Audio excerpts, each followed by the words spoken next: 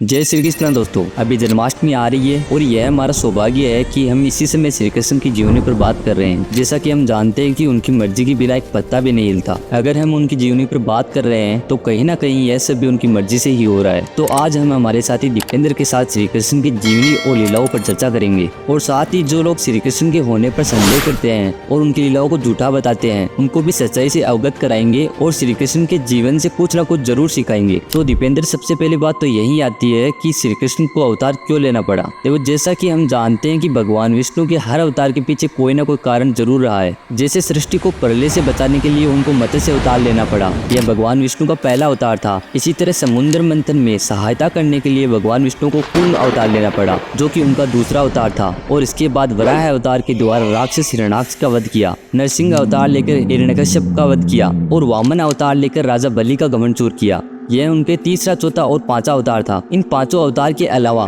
परशुराम जी व प्रभु श्री राम भी भगवान विष्णु के ही अवतार थे, जिनके पीछे भी इनकी कई रोचक कहानियां हैं। वैसे दीपेंद्र, श्री कृष्ण ने अवतार क्यों लिया, इस बारे में आप हमें बताएं। देखिए अजीत, इस बारे में हम आगे बात कर लेंगे, लेकिन उससे पहले मैं एक जरूरी बात करना चाहूंगा। जो लोग श्री कृष्ण की लीलाओं पर संदेह करते हैं कि कैसे एक बालक इतना सब कर सकता है, और कईयों का तो यह भी बोलना है कि श्री कृष्ण तो कभी हुए ही नहीं, उन सबको बता दूं, आज से करीब 100 साल पहले गताश्रम टीले में एक शिला मिली थी। यह शिला 1917 में मथुरा से विश्राम घाट में हुई एक खुदाई के दौरान मिली थी। इस शिलापट में कैसे श्री कृष्ण के पिता वासुदेव जी ने उन्हें यमुना की तीव्र धारा के बीच में से मथुरा से गोकुल ले जा रहे थे, यह चित्रित मिलता है। उस शिलापट से जुड़ी खास बात यह है कि खुदाई में मिली यह शिलापट 2000 वर्षों से भी पुरानी मानी जाती है, और इस शिला को श्री कृष्ण के जन्म का पुरातत्व में पहला प्रमाण माना गया है। इसी तरह मथुरा के विश्राम घाट में एक और शिलापट मिला था, जो श्री कृष्ण द्वारा रची गई गोवर्धन लीला के सबूत के तौर पर देखा जाता है। और एक सबूत ऐसा भी मिलता है कि श्री कृष्ण ने गोकुल की रक्षा और इंद्र का घमंड दूर करने के लिए गोवर्धन पर्वत को अपने हाथों की सबसे छोटी उंगली पर उठा लिया था। इस दूसरे शिलापट में उसी घटना का चित्रण किया गया है। यह शिलापट भी 2000 वर्षों से भी अधिक पुराना बताया जाता है। इसी तरह श्री कृष्ण के होने का प्रमाण निधिवन में भी देख सकते हैं। हाँ दीपेंद्र, आपने ये सही कहा, पर कई लोग यह मानते हैं कि निधिवन तो एक भूतिया जगह है और वहाँ कोई श्री कृष्ण नहीं आते, बल्कि वहाँ भूत निवास करते हैं।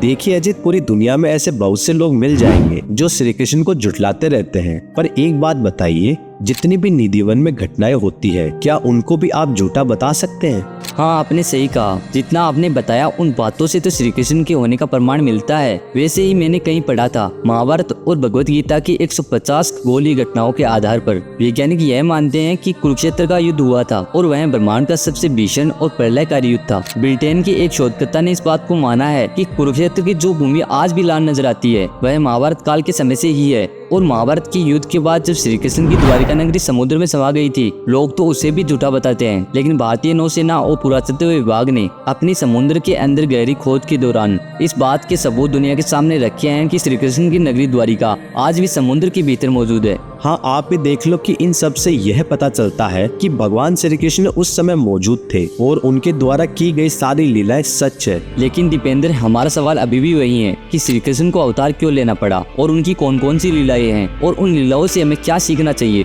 उनकी पूरी जीवनी को देखे तो वह हमें हर जगह कुछ न कुछ सिखाते हैं। हाँ, आपने सही कहा, भगवान श्री कृष्ण के जीवन से कुछ न कुछ सीखने को मिलता है। मैंने भी उनसे बहुत कुछ सीखा है और उनके बारे में मैं आपको भी कुछ न कुछ सिखाना जरूर चाहूंगा। अब आपने पूछा कि श्री कृष्ण ने क्यों अवतार लिया। भगवत गीता में श्री कृष्ण अर्जुन से कहते हैं कि यदा यदा ही धर्मस्य ग्लानिर्भवति भारत अभ्युत्थानम धर्मस्य तदा आत्मानां सृजामहे परित्राणाय साधूनां विनाशाय च दुष्कृतां धर्म संस्थापनार्थाय संभवामि युगे युगे। अजित, गीता के इस श्लोक में भगवान श्री कृष्ण ने अपने अवतार का रहस्य बताया है। भगवान श्री कृष्ण ने अर्जुन से कहा कि हे भरतवंशी, संसार में जब जब धर्म की हानि होती है, अधर्म बढ़ जाता है, तब तब धर्म की पुनः स्थापना के लिए मैं अवतार लेता हूँ। द्वापर युग में क्षत्रियों की शक्ति बहुत बढ़ गई थी। वह अपने बल के अहंकार में देवताओं को भी ललकारने लगे थे। इसीलिए भगवान श्री कृष्ण को अवतार लेकर द्वापर युग का अंत करना जरूरी था। इसके अलावा भी कई और कारण हैं जो भगवान श्री कृष्ण के अवतार लेने की वजह बताए जाते हैं।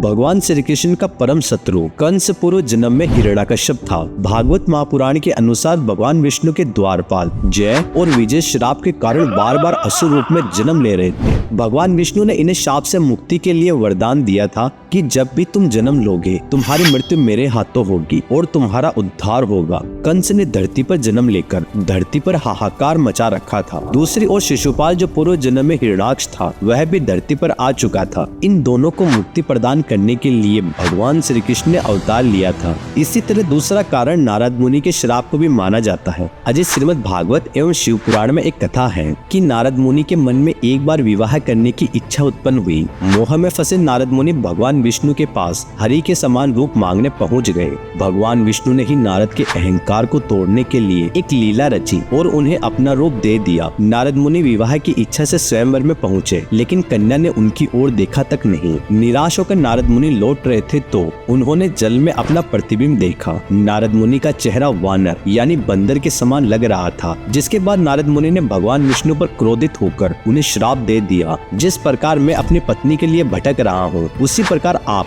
हर बार अवतार लेकर अपनी पत्नी के लिए भटकेंगे। इसी कारण से भगवान विष्णु को श्री राम व श्री कृष्ण का अवतार लेना पड़ा था। इस बात को पूर्णतः सत्य तो नहीं बताया जाता, लेकिन भगवान श्री कृष्ण के अवतार लेने के पीछे यह भी एक कारण बताया जाता है। दीपेंद्र, जैसे आपने 2 कारण बताए, पुराणों में मुझे भी एक कारण याद आता है जिसे देवी चित्रलेखा अपनी कथा में बताती है कि एक बार निकुंज में राधा रानी श्री कृष्ण से रूठ जाती है और श्री कृष्ण उन्हें मनाने लगते हैं। तब श्री रामा जी क्रोध में आते हैं और कहते हैं कि आप हर बार हमारे सखा से रूठ जाती है और उन्हें परेशान करती है, इसलिए मैं आपको श्राप देता हूँ कि आपको अवतार लेकर श्री कृष्ण से वियोग सहना पड़ेगा, मतलब दूर रहना पड़ेगा। और इसी कारण से जब भगवान श्री कृष्ण का अवतार हुआ तब राधा रानी जी उनसे दूर रही थी। इसके अलावा भगवान श्री कृष्ण का अवतार लेने का कारण यह भी बताया जाता है कि द्वापर युग के बाद कलयुग का आरंभ होने वाला था, इसलिए कलयुग से पहले लोगों को सही धर्म का ज्ञान देना जरूरी था, जो कि श्री कृष्ण ने अवतार लेकर भगवत गीता के माध्यम से लोगों को दिया था। हाँ, आपने सही कहा, ये सारे कारण उनके अवतार लेने के माने जाते हैं। दीपेंद्र, आपने यह तो बता दिया कि भगवान श्री कृष्ण ने अवतार क्यों लिया था, पर अब आप उनकी जीवनी के बारे में आगे बताइए कि कैसे वह इस धरती पर आए और जो मथुरा नगरी में अवतार लिया था